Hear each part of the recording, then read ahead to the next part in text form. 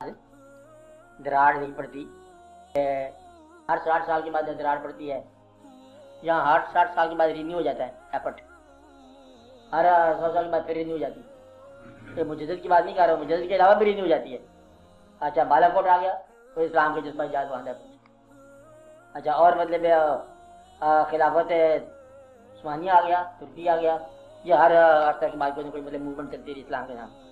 अब हिंदुस्तान के मुसलमानों को चाहे माशी मसला था, चाहे कुछ और मसला जान बचाने का हिंदुओं से, पाकिस्तान का मतलब क्या, ला इलाहा इल्लल्लाह, फिर इस्लाम खत्म नहीं है। मतलब इस्लाम ने हर मौका पर जो है वो पकड़ लिया मुसलमानों को, क्या मुसलमानों ने इस्लाम को पकड़ लिया।